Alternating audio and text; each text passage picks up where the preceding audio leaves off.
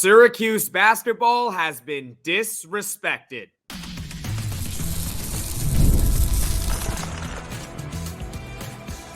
You are Locked On Syracuse, your daily podcast on the Syracuse Orange.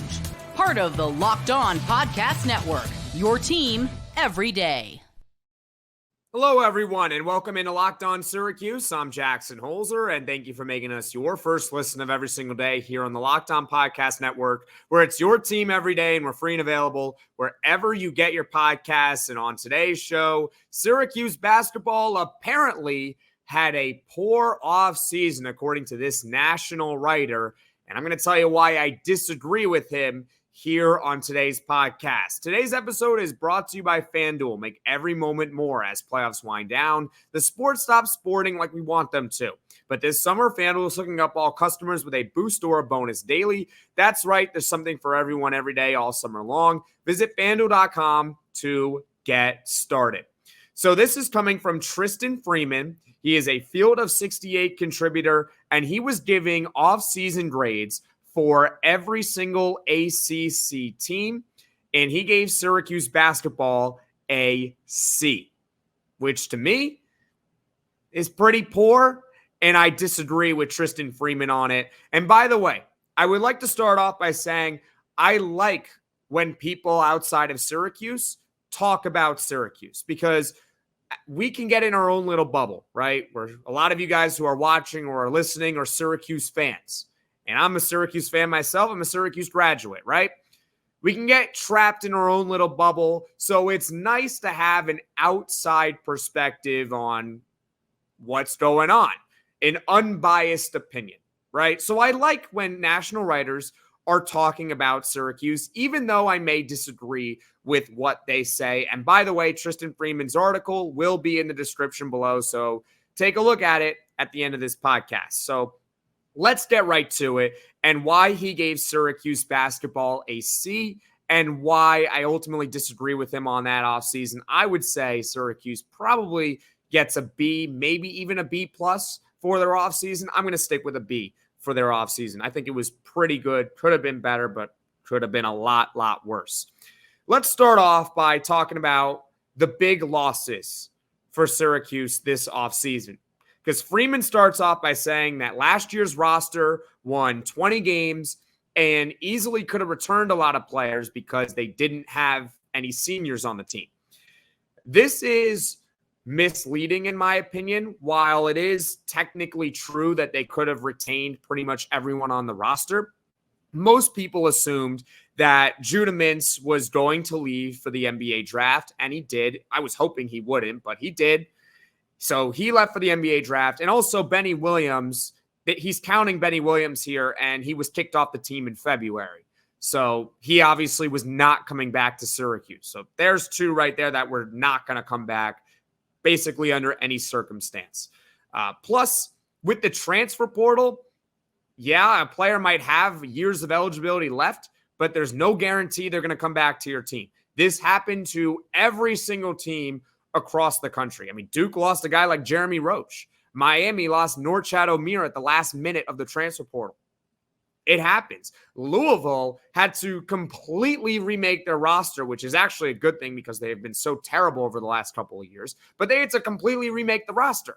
So basically, every single team has gone through the same thing. So yes, they lost some players that they didn't quote unquote have to lose because they had years of eligibility. But at the same time, it's misleading because every single team lost players to the transfer portal. It's basically everyone. It just happens. That's the new day and age here. So that's one theory that I wanted to debunk from Tristan Freeman here. He also mentions the key pieces that Syracuse has lost, and those being Judah Mintz, Justin Taylor, Benny Williams, and Maliq Brown. I agree that losing Judah Mintz and Maliq Brown are big losses for Syracuse. Those are big. Judah Mintz is an all-ACC second-team player. Maliq Brown, all-defensive team. One of the best defenders in the conference, and he's staying in the conference going to Duke. Yeah, those are big losses for Syracuse. But I wouldn't say that Benny Williams is a big loss. Like, did you think, Syracuse fans, that Syracuse got worse when Benny Williams was kicked off the team? I don't think so. What about Justin Taylor? Is he a big loss? I don't think so. He was a huge disappointment last year. So neither of those guys are big losses. The third big loss that Freeman failed to mention in his article is actually Quadir Copeland, because there are varying opinions on Quadir Copeland, but here's the reality.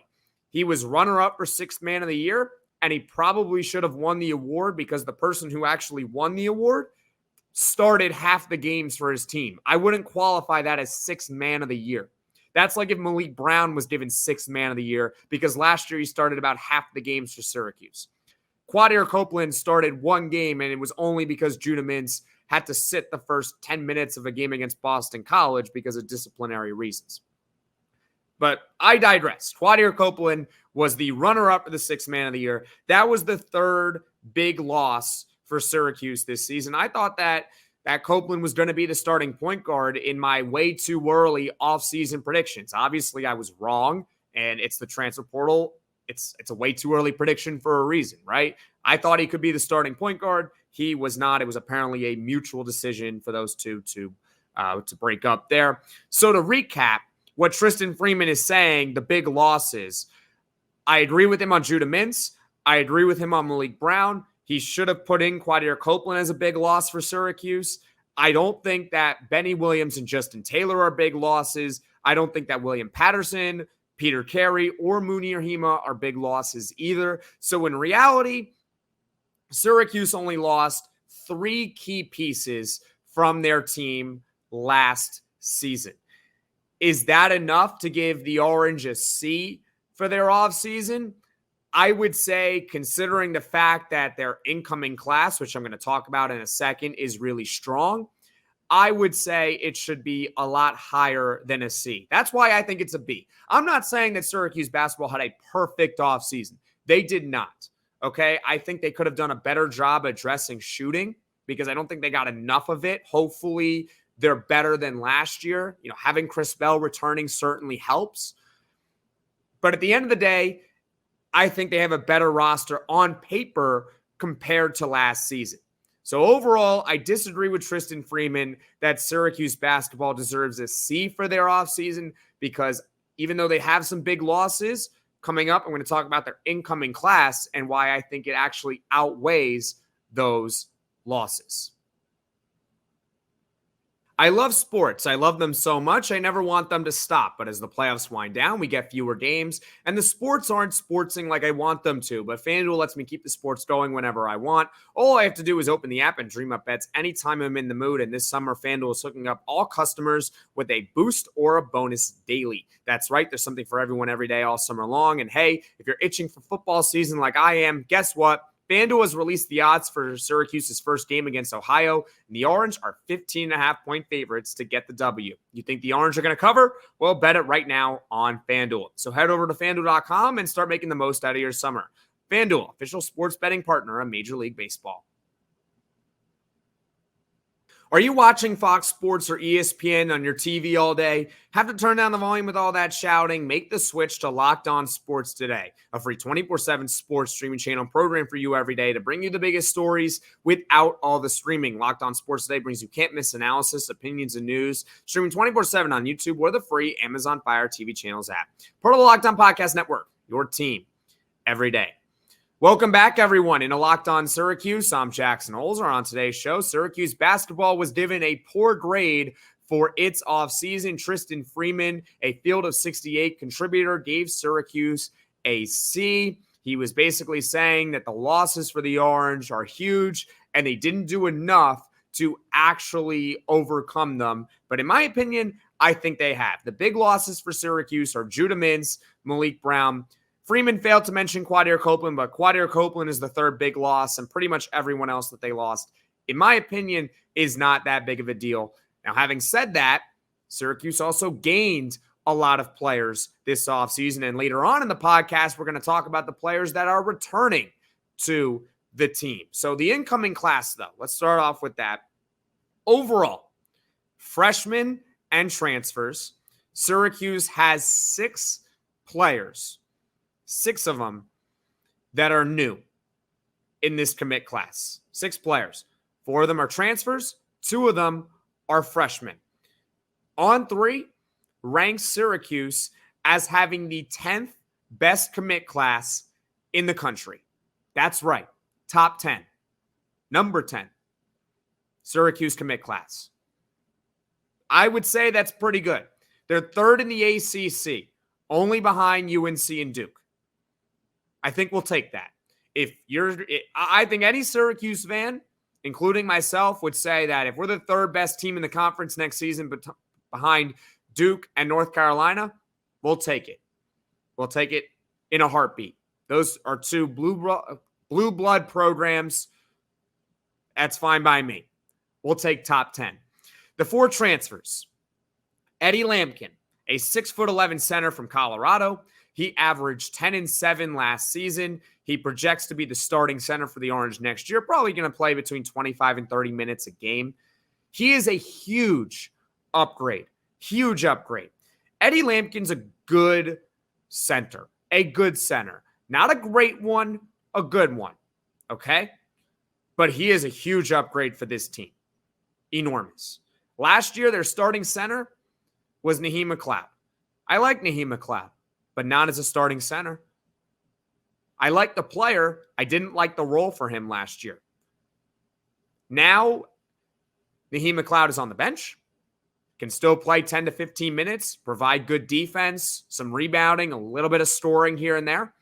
But you have Eddie Lampkin as the starting center who can give you 10 and 7 and be one of the best passing big men in the country.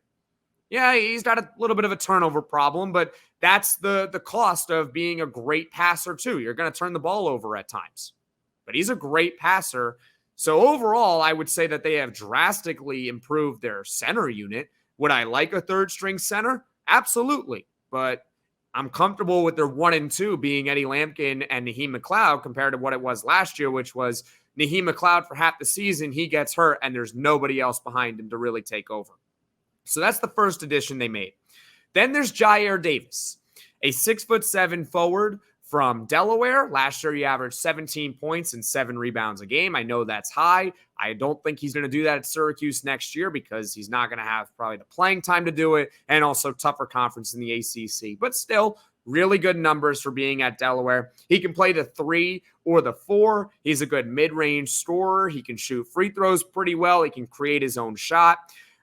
I don't think he is better than Maliq Brown, but at the same time, he's different than Maliq Brown. He brings a different dimension because he's more of a scorer. He can create his own shot in the mid-range. That's not really what Maliq Brown was known for last season and the season prior for Syracuse. Maliq Brown's a great defender. He can score, but he's a great defender who's still working on his shot. I think he did, in a limited sample, shoot pretty well from 3. And Jyare Davis did not shoot well from 3 last season. But the point being, the better scorer is probably Jyare Davis. The better defender and overall player is Maliq Brown. But still, it's not that much of a downgrade, in my opinion, going from Maliq Brown to Jyare Davis. And it helps because Jyare Davis, I don't think, is going to be the starter next year. That's probably going to be Donnie Freeman, which we'll get to soon. Jaquan Carlos was the 3rd transfer that they got. He's a 6-foot point guard from Hofstra. He averaged 10 points and 6 assists last year. He actually led his conference. Again, he's not an upgrade over Judah Mintz on face value, right? If you're sitting here asking me, who's better, the combination of Maliq Brown and Judah Mintz versus Jaquan Carlos and Jyare Davis, I would choose the former. I would choose what we had last season, which is Maliq Brown and Judah Mintz. But at the same time, Jaquan Carlos is a 4-star transfer who led his conference in assists, who can be a good facilitator for this team. Is he going to be the starter? I don't know, because right now, I don't know who really is going to be the starting point guard next year. Chance Westry, maybe, perhaps? We don't know. But he's a good addition, even if he's just the backup. I think it's solid. Next up is then Lucas Taylor, a 6'5" guard from Georgia State. He led his team with nearly 15 points per game last season, and he shot about 35% from 3, which is pretty good. He's going to be solid guard depth, and hopefully he can add a little bit of shooting to this team. And I would say if you're comparing Lucas Taylor and Justin Taylor, who they lost, Lucas Taylor is an upgrade over Justin Taylor, in my opinion. That's just transfers alone. Those are the 4 transfers. So if you're saying that the 3 big losses for Syracuse in the transfer portal and also in the NBA draft versus the 4 transfers, the 3 big losses are probably better than the 4 guys that they brought in overall. I think if you were to rank them in order, you would say Judah Mintz is the best, Maliq Brown is second. Then outside of that, I mean, who's third on that list? Would it be Eddie Lampkin, Jyare Davis, Jaquan Carlos, Lucas Taylor? But all 4 of those guys are better than everyone else that Syracuse basketball lost. That's my opinion. They're better than them. So that's good.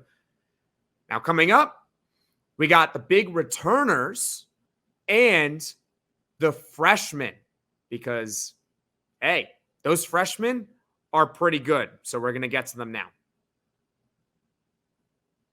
Locked On has launched the first ever national sports 24/7 streaming channel on YouTube, and now it's also available on Amazon Fire TV in the free Fire TV channels app. Locked On Sports Day is here for you 24/7, covering the top sports stories of the day with the local experts of Locked On, plus our national shows covering every league. Find Locked On Sports Today now available on the free Fire TV channels app. Welcome back, everyone. Into Locked On Syracuse, I'm Jackson Holzer, and on today's show, Syracuse basketball apparently had a poor offseason, according to Tristan Freeman, who is a contributor from the field of 68. He gave Syracuse basketball a C for the offseason, but I disagree. I would give Syracuse a full letter grade higher and say that they deserve a B for their offseason. I went over how their transfers, all 4 of the transfers that they brought in, I think are better than everyone they lost outside of Judah Mintz and Maliq Brown. But then I would say it's the next 4 transfers in order and then everyone else they lost. All right. But luckily, Syracuse has returners and they also have 2 freshmen that are coming in as well. And let's start off with talking about the freshmen. Donnie Freeman. Okay. Donnie Freeman. Tristan Freeman. I know the 2 Freemans there.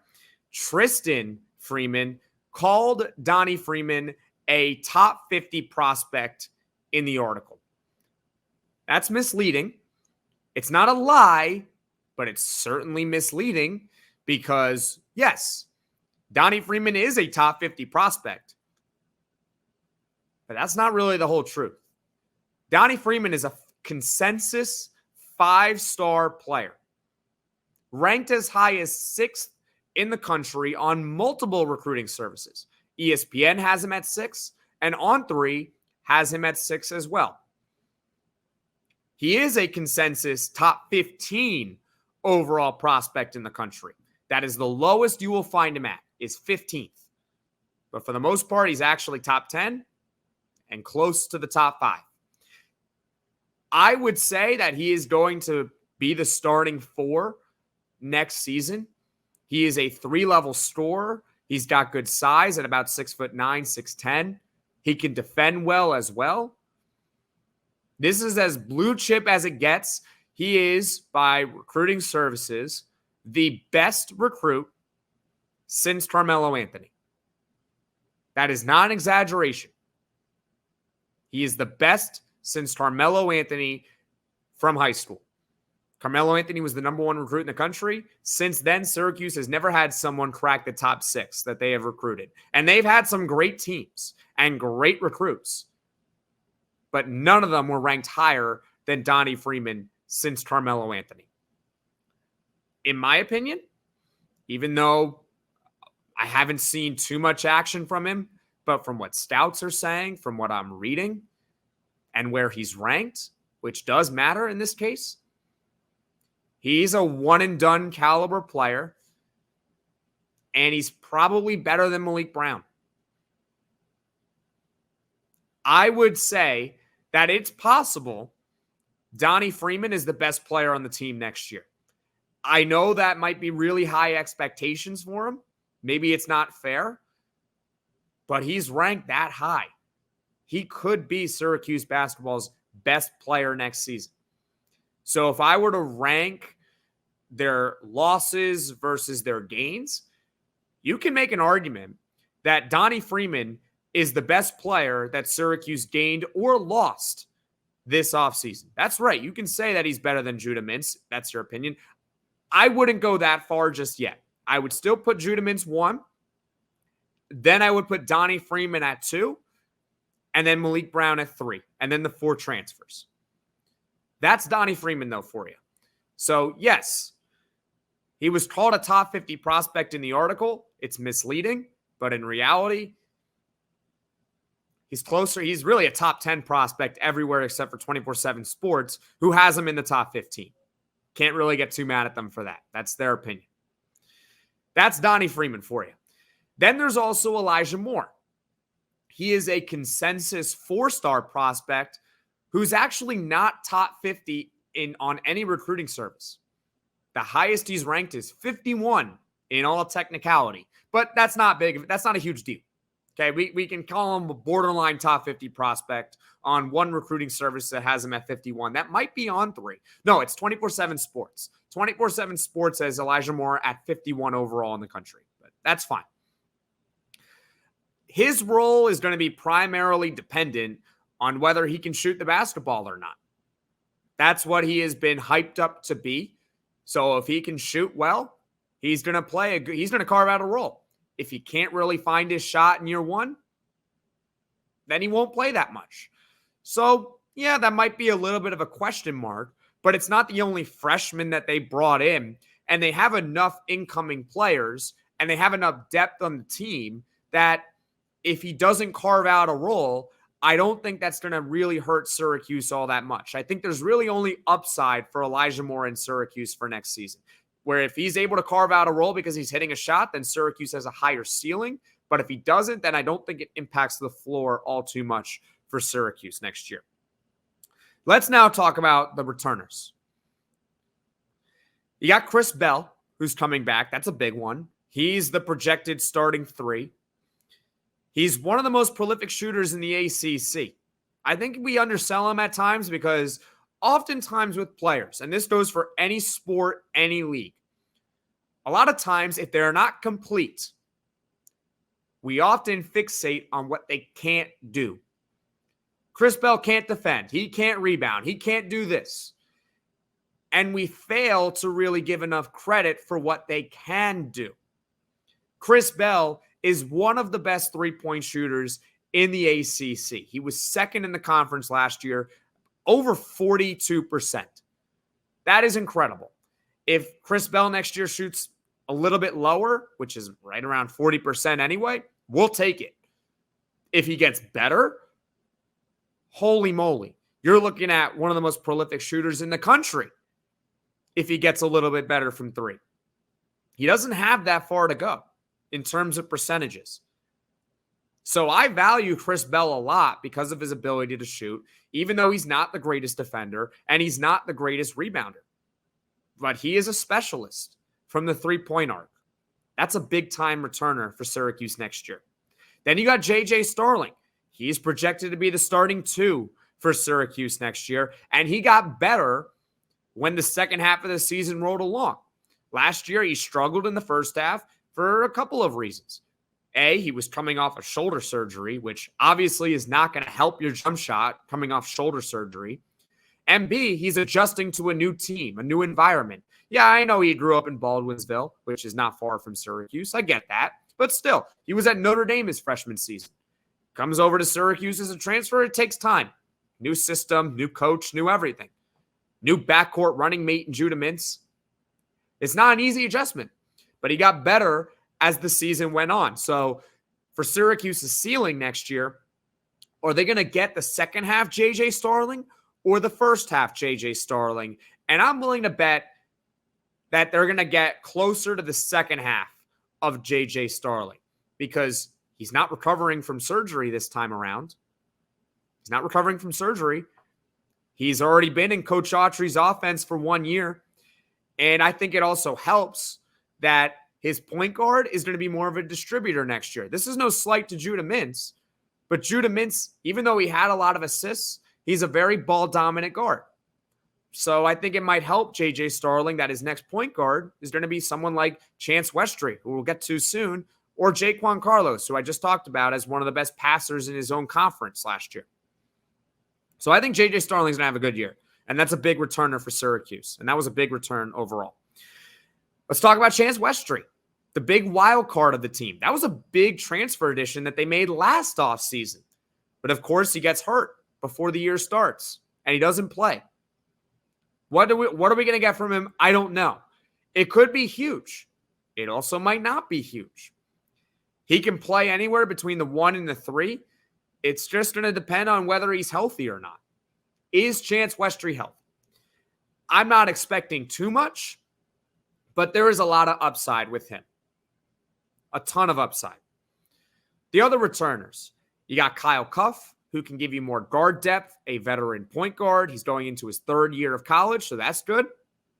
He's a good defender. Probably won't be called upon every single game. There's going to be games where he probably doesn't play at all, but he's a good defender, so you can use him in defensive situations. Even though Jaquan Carlos, I forgot to say this about him, he's an all-conference defender.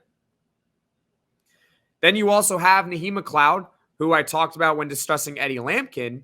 Naheem McLeod, I like Naheem McLeod. I just think he was cast in a poor role last season out of necessity. They didn't really have another center on the roster other than Peter Carey Munir-Hima. That was it. So Naheem had to be the starter, and then, of course, he got hurt. I think it's best that he's going to be coming off the bench in all likelihood. I think that's a good thing for Syracuse next season. So overall, when you look at who they returned J.J. Starling, they returned Chris Bell. Those are big. Chance Westry's a wild card, so who knows? Then you got Kyle Cuff, and you got Naheem McLeod. One guy is depth, one guy is a second-string center. That's fine. You got the 2 freshmen, Donnie Freeman, who is the best Syracuse basketball recruit since Carmelo Anthony, and Elijah Moore, who is a consensus 4-star prospect. He can maybe provide a little bit of shooting to the team next season if he's able to carve out that role.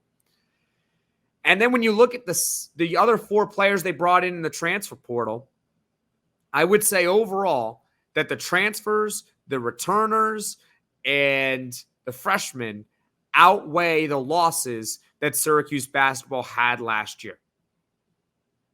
So I would give the Orange a B for their offseason. I think a C is a little bit low. I respect the opinion.